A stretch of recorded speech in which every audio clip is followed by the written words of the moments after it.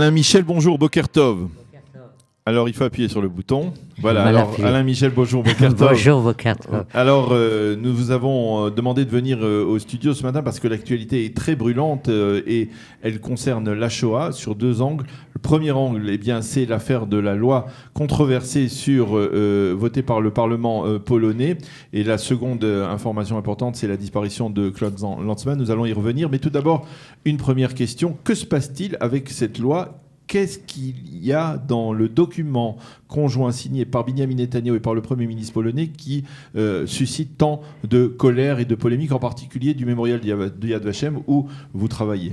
Oui, alors d'abord, je pense qu'il faut distinguer la loi elle-même, puisqu'effectivement, il y a eu une large amélioration par rapport à ce qui existait, puisqu'ils ont enlevé tout ce qui est pénal, répression contre les C'est-à-dire que les chercheurs personnes. Qui éventuellement... C'est pas seulement les chercheurs, c'est les guides qui viennent avec des groupes, etc. Donc, les gens ont le droit de dire plus ou moins ce qu'ils ont envie, mais... à la suite de cet accord, donc il y a eu un communiqué commun hier matin entre le gouvernement polonais et donc Benjamin Netanyahu, et il y a dans ce communiqué des choses extrêmement graves sur le plan de l'histoire. Et je dois dire que je travaille avec Yad Vashem depuis 31 ans, ce qui est quand même une certaine expérience. C'est la première fois que je vois Yad Vashem publier un communiqué, tellement presque violent, on pourrait dire, notamment vis-à-vis du gouvernement, puisque Yad Vashem est quand même un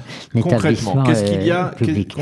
Qu'est-ce qu'il y a de choquant dans ce communiqué ? Alors, ce qu'il y a de choquant, c'est d'abord qu'il est réaffirmé un certain nombre de choses totalement fausses du point de vue historique. Premièrement, que le gouvernement polonais en exil, qui était à Londres, ainsi que ses représentants en Pologne, qui étaient bien sûr clandestins, auraient fait tout ce qui était possible pendant toute la durée de la guerre pour protéger et sauver leurs concitoyens juifs.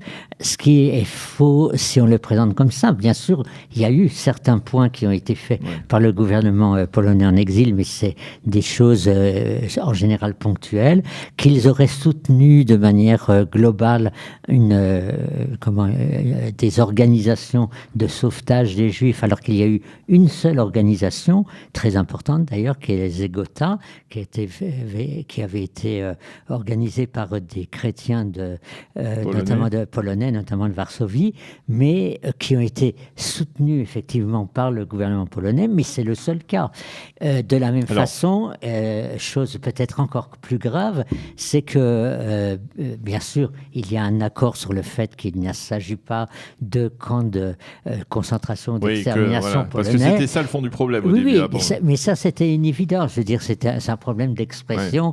Alors, il faut dire en Pologne et pas polonais, puisque c'est des nazis qui les ont quand même organisés. Mais par contre, il est prétendu dans le communiqué que la majorité du peuple polonais a essayé d'agir de manière héroïque. Voilà, de manière héroïque, de sauver les Juifs. Et qu'il y a effectivement quelques petits individus qui malheureusement n'ont pas fait ça. Et là, alors la cerise, ça c'est vraiment. Voilà.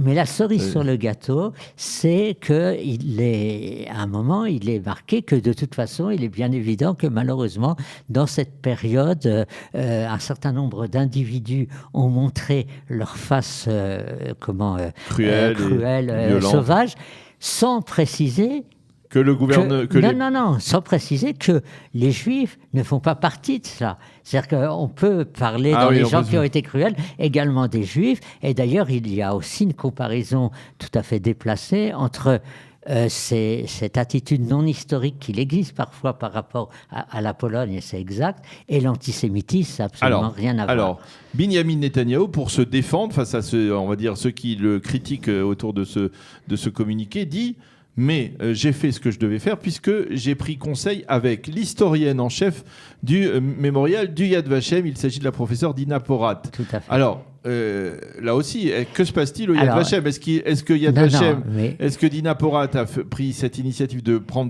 donner conseil au Premier ministre sans qu'il y ait eu de concertation avec le mémorial du Yad Vashem ? Comment expliquer cette double voix qui vient du Yad Vashem ? Dina Porat, d'abord, s'est élevée contre un certain nombre de points dans les négociations qui avaient lieu en Pologne. C'est-à-dire que ça aurait pu être pire.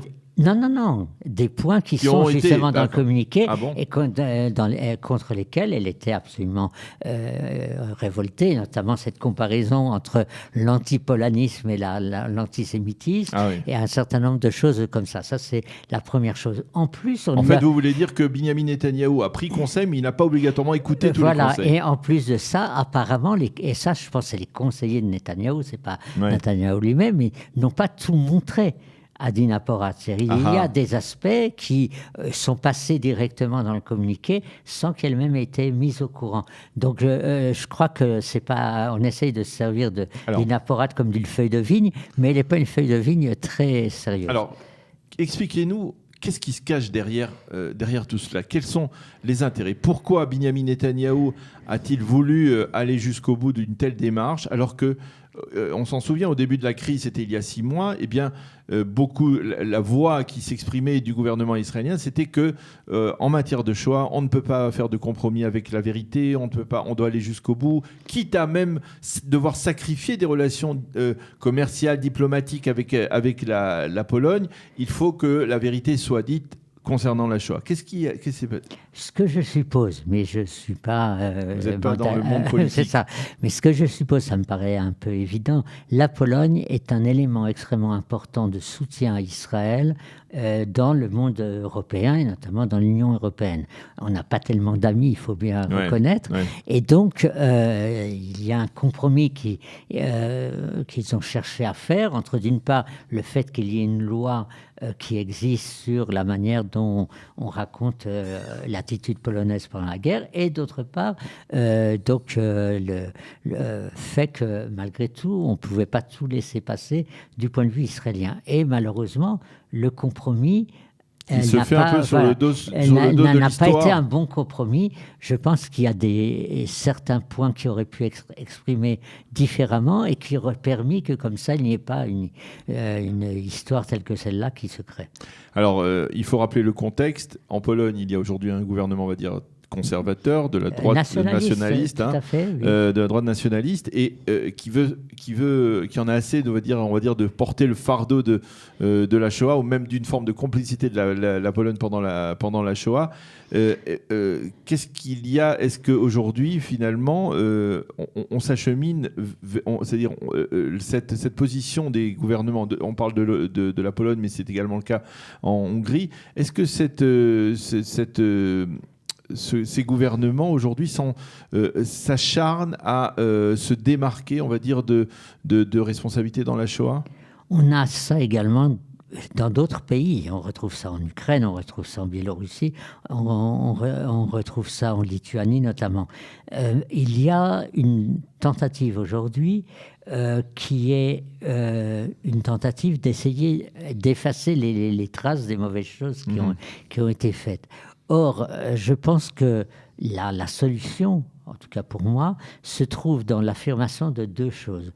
D'une part, il ne faut pas oublier que dans le contexte de l'époque, surtout dans ces pays qui ont été vraiment occupés, donc la Hongrie est un cas à part puisque c'est très tardif, mais c'est l'Allemagne nazie, qui décide des choses et qui, effectivement, est à l'initiative non pas de l'antisémitisme, parce qu'il y avait de l'antisémitisme qui existait, mais à l'initiative des attaques absolument cruelles et horribles qui ont été faites pour éliminer le peuple juif de l'Est de l'Europe.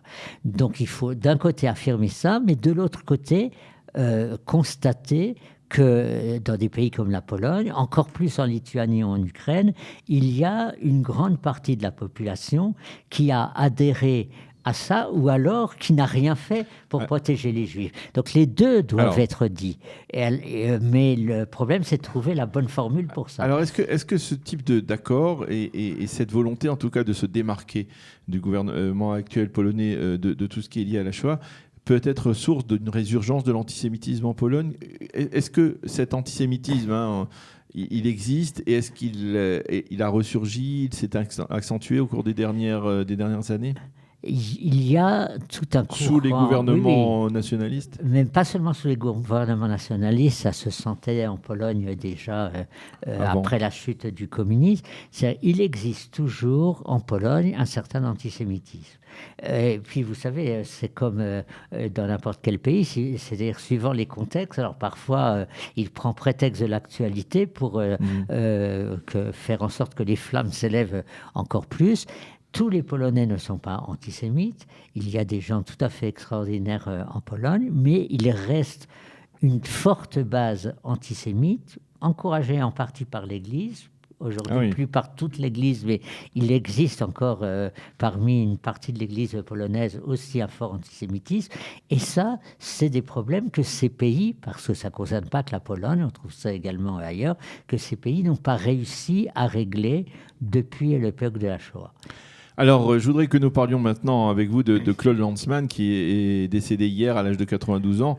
Claude Lanzmann, bien entendu, c'est, et je crois que ça le restera pour l'éternité, le producteur, le réalisateur de Shoah.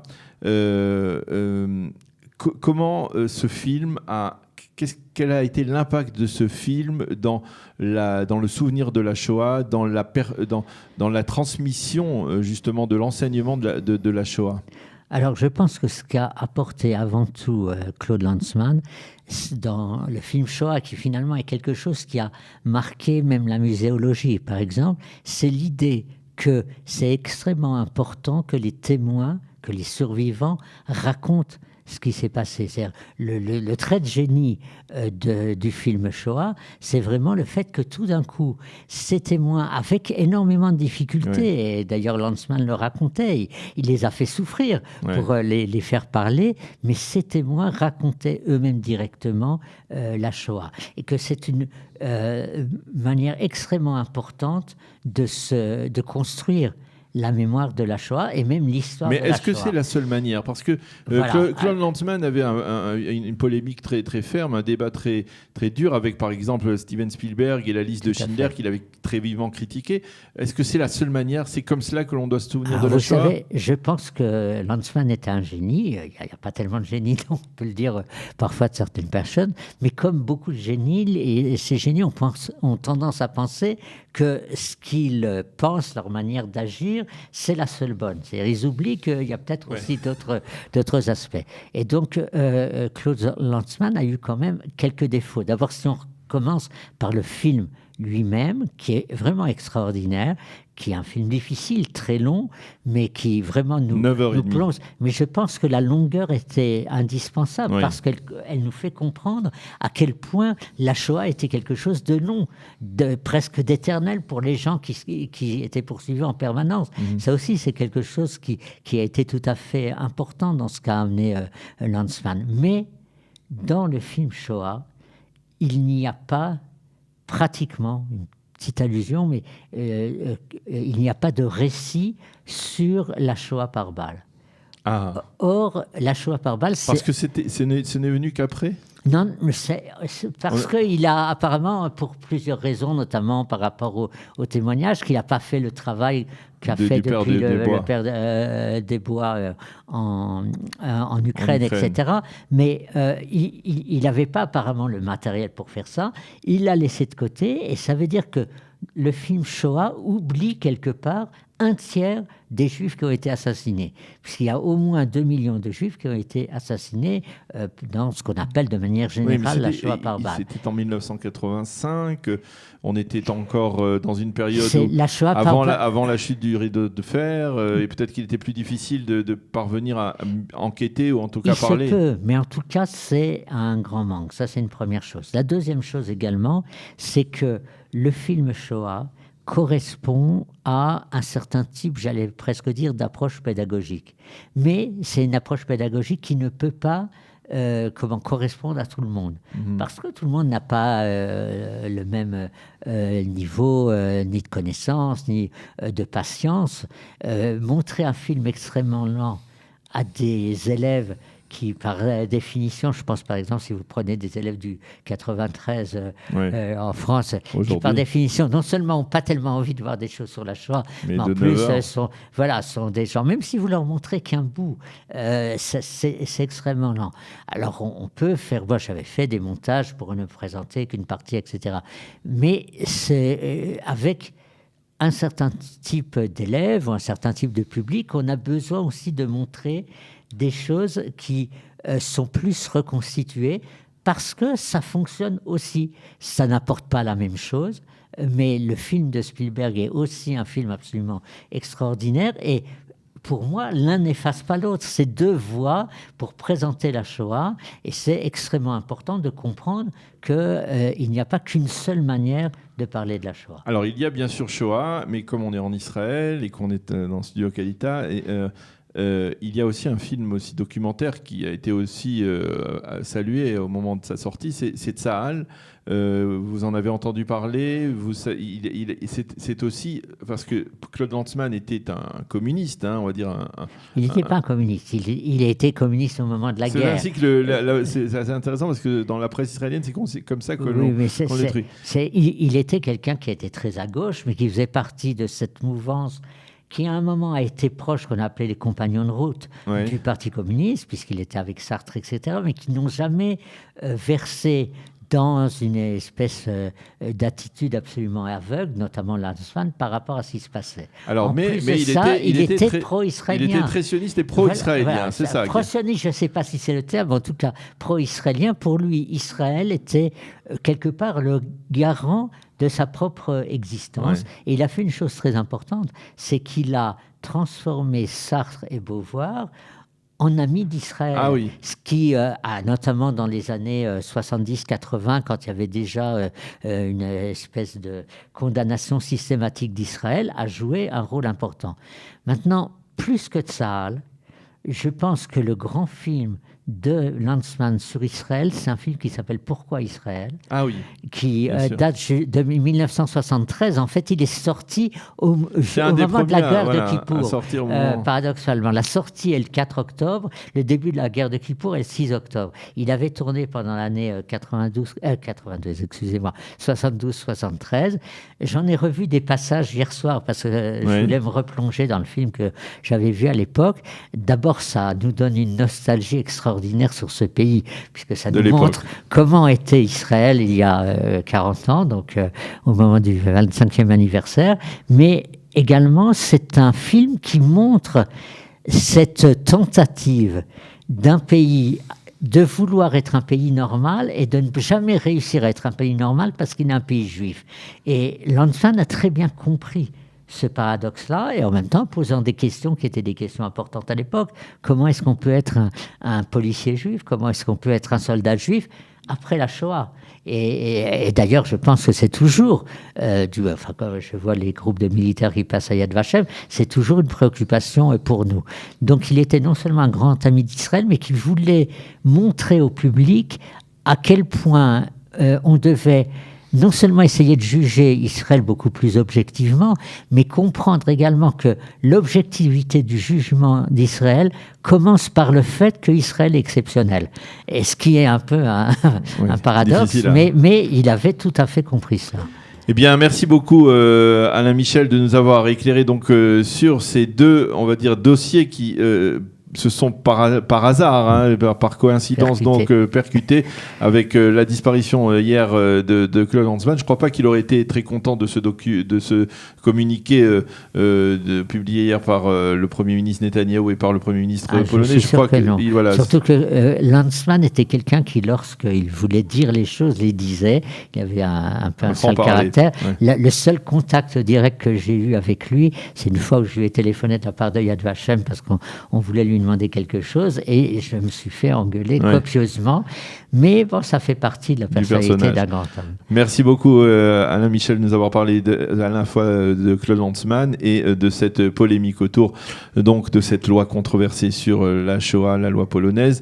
On va en parler probablement au cours des prochaines semaines et des prochains jours. Cela risque d'avoir des répercussions également et sur les relations politiques et diplomatiques entre Israël et la Pologne, et également peut-être même des répercussions politiques sur la politique intérieure. Voilà, merci beaucoup d'avoir été avec nous ce matin. Nous allons marquer une pause et on se retrouve avec Eliana Gurfinkel pour sa chronique Un jour notre histoire.